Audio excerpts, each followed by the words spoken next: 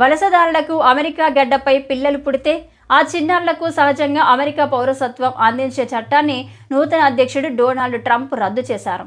దాదాపు 100 ఏళ్లుగా అమల్లో ఉన్న విధానానికి ఒక ఎగ్జిక్యూటివ్ ఆర్డర్తో ఫుల్ స్టాప్ పెట్టాడు. అక్రమ వలసదారులకు అమెరికాలో పుట్టే పిల్లలకు లభించే జన్మతః పౌరసత్వాన్ని మా ఫెడరల్ ప్రభుత్వం గుర్తించదు అని ట్రంప్ స్పష్టం చేశాడు. అమెరికా చట్టాల ప్రకారం ఆ దేశ పౌరులకు పుట్టిన వారికి మాత్రమే కాకుండా అమెరికాలో జన్మించిన ప్రతి ఒక్కరికి అక్కడి పౌరసత్వం లభిస్తుంది. అమెరికా గడ్డపై పుట్టిన వారంతా ఆ దేశ పౌరులే అనే ఉద్దేశంతో 1868లో చేసిన 14వ రాజ్యాంగ సవరణ ద్వారా శరణార్థుల పిల్లలకు అమెరికా జన్మతః పౌరసత్వాన్ని అందిస్తుంది. ఇప్పటి వరకు ఈ ప్రక్రియ నిరంతరాయంగా కొనసాగింది. అయితే తాజాగా ట్రంప్ జారీ చేసిన ఎగ్జిక్యూటివ్ ఉత్తర్వులతో దీనికి బ్రేక్ పడింది. ట్రంప్ ఉత్తర్వుల ప్రకారం బిడ్డకు జన్మనిచ్చే సమయానికి తల్లిదండ్రులు అమెరికా పౌరులు కాకపోయినా, ఒకవేళ తండ్రి చట్టబద్ధంగా అమెరికాలో ఉన్నప్పటికీ, శాశ్వత నివాసి కాకపోయినా పుట్టిన పిల్లలకు అమెరికా పౌరసత్వం రాదు. అలాగే తండ్రి శాశ్వత నివాసి అయినప్పటికీ తల్లి తాత్కాలిక వీసా మీద అమెరికాలో నివాసం ఉంటున్న అదే నియమం వర్తిస్తుంది. అమెరికాలో నివసిస్తున్న ప్రవాస భారతీయుల సంఖ్య చాలా వేగంగా పెరుగుతుంది. 2024 చివరి నాటికి 5.4 మిలియన్ల మంది ఎన్ఆర్ఐలు అక్కడ నివసిస్తున్నారు. అమెరికా మొత్తం జనాభాలో సుమారు 1.47% భారతీయులే.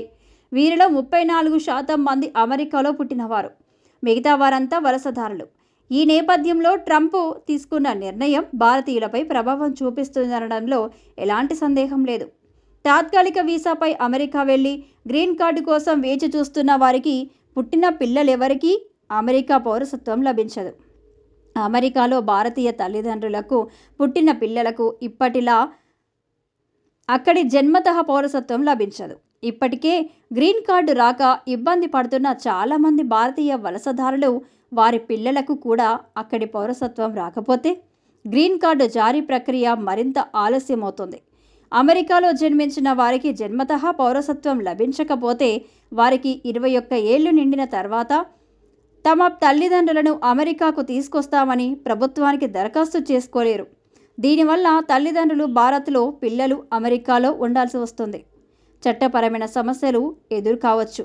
బర్త్ టూరిజం మాయమైపోతుంది.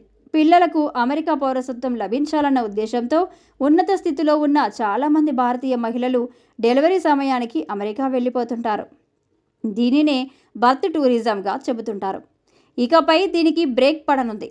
నాన్ ఇమ్మిగ్రెంట్ వీసాపై అమెరికా వెళ్లిన భారతీయ విద్యార్థులకు జన్మించిన పిల్లలకు అమెరికా పౌరసత్వం లభించడం అసాధ్యం. అమెరికాలో ఉంటున్న విదేశీ విద్యార్థుల్లో ఎక్కువ మంది భారతీయులే. ప్రత్యేకంగా ఇంజనీరింగ్, టెక్నాలజీ విభాగాల్లో ఎక్కువగా ఉంటారు. వీరిలో కొందరు ఇతర దేశాలకు చెందిన వారిని అక్కడే వివాహం చేసుకుంటారు. ఇలాంటి వారు ఇకపై పిల్లల విషయంలో చాలా సమస్యలు ఎదుర్కోవాల్సి వస్తుంది. 2011లో అమెరికా ఇమ్మిగ్రేషన్ కౌన్సిల్ విడుదల చేసిన వాస్తవ పత్రం ప్రకారం ఒకవేళ జన్మతః పౌరసత్వాన్ని నిలిపివేస్తే దాని ప్రభావం దాదాపు అందరిపైన పడుతుంది. అమెరికా ప్రజలు కూడా తమ పిల్లలు ఈ దేశానికి చెందిన వారే అని నిరూపించుకోవలసి వస్తుంది. అధ్యక్షుడు ట్రంప్ నిర్వాహక ఉత్తర్వులపై సంతకం చేసినప్పటికీ ఈ విధానాన్ని రద్దు చేసేందుకు న్యాయపరమైన చిక్కులు ఎదురయ్యే అవకాశం ఉంది. అమెరికా రాజ్యాంగంలోని నిబంధనలను మార్చడం చాలా సుదీర్ఘ ప్రక్రియ. అంతేకాకుండా సవాళ్లతో కూడుకున్నది. అమెరికా రాజ్యాంగాన్ని సవరించడానికి హౌస్, సెనెట్లో 3/2 మెజారిటీ ఓట్లు అవసరం. ఆ తర్వాత రాష్ట్ర శాసనసభల్లో 4/3 మంది దానిని ఆమోదించాలి. కొత్త సెనెట్లో డెమోక్రాట్లకు 47 స్థానాలు ఉండగా రిపబ్లికన్లకు 53 స్థానాలున్నాయి. మరోవైపు హౌస్లో డెమోక్రాట్లకు 215 స్థానాలు, రిపబ్లికన్లకు 220 స్థానాలు ఉన్నాయి. ఈ నేపథ్యంలో ఈ రాజ్యాంగ సవరణ అంతా సులభం కాకపోవచ్చు. అయితే ట్రంప్ తీసుకున్న ఈ నిర్ణయం ప్రవాస భారతీయులపై ఎలాంటి ప్రభావం చూపిస్తుంది? చట్ట సవరణ సాధ్యమేనా?